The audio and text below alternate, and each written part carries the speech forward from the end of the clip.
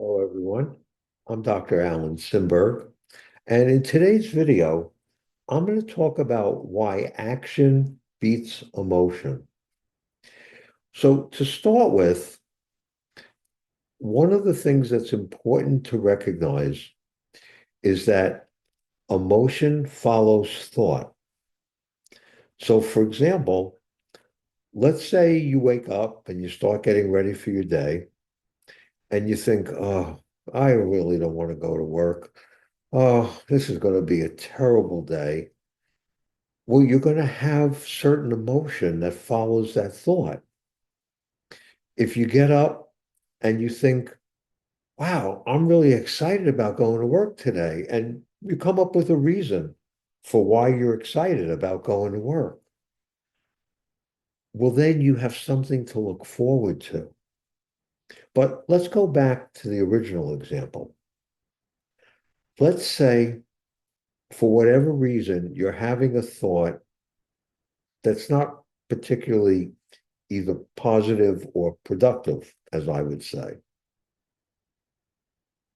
Well, that's going to affect, or it certainly can affect the way you look at things.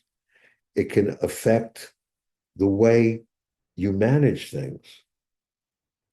So you wake up, you're going to go to work, and you're thinking, oh, goodness, I don't really want to go to work today. I'm not looking forward to going in there. I have so much to do. Well, what you then do is you change your thought and you think about reasons that could be satisfying to you that you're going to work. So, for example, one thing you can think is that, oh, I have so much I need to get done.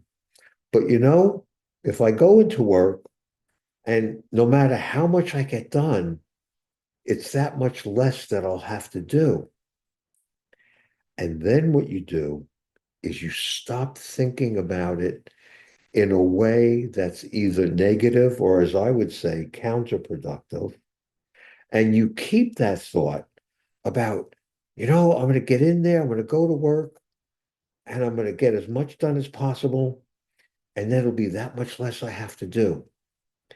And then when you get to work, do what you can to start that task as soon as possible so you can prevent yourself from thinking, oh gosh, there's all that work again. How am I even going to do this? And then organize how you're going to accomplish that task. Organize it. Think, okay, or you know what else you could do? Even if you don't organize it into steps, just get started. I'll tell you a quick personal story. There are times when I don't feel like doing something, and I think of all the reasons I don't want to do it. And as I have those thoughts, I feel even less like doing it. And then I say to myself, this has to get done.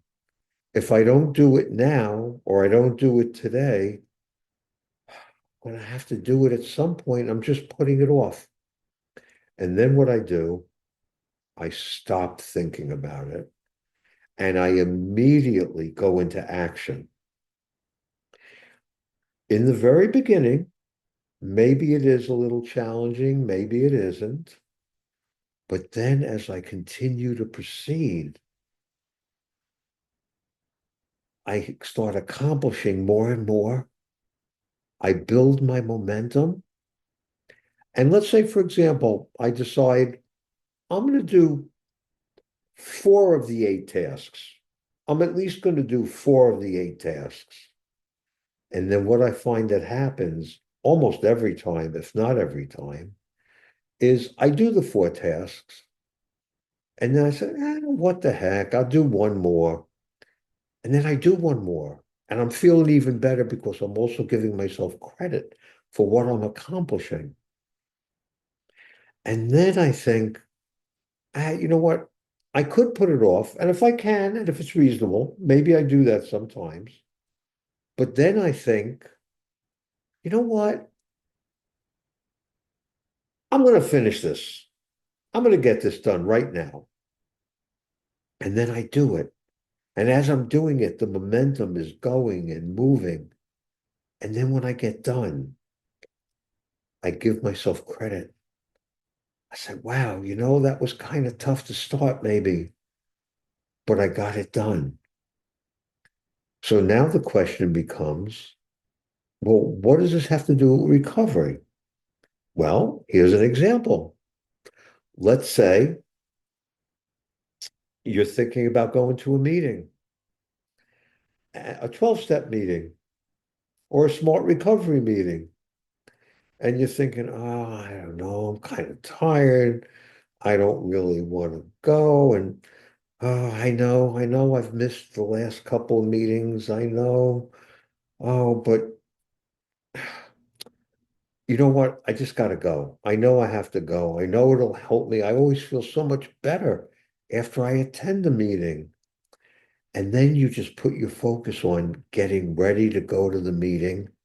And that's all you do. You focus on that. And of course, you get ready. And then you go. You don't give it a second thought other than, I'm looking forward to this. Sometimes even when I go to these meetings and I'm tired, I actually feel energized. And then just go and think about either what you're going to say, what you may gain from it going to the meeting.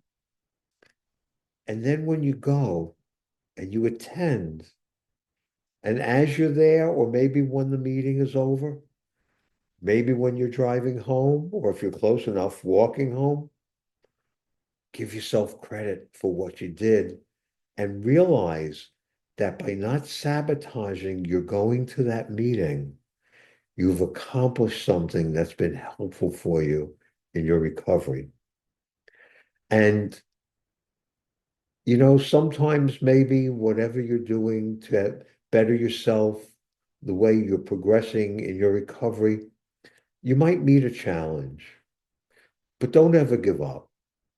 If you want to take a break, you need to take a little break, not a long break, because we don't want to take long breaks from recovery. Take a little break if you have to, but then go back. Go back to all the recovery tools that you're using and continue giving yourself credit. In my next video, I'm going to talk about ways to build daily habits that will help you to either maintain your recovery and or progress in your recovery.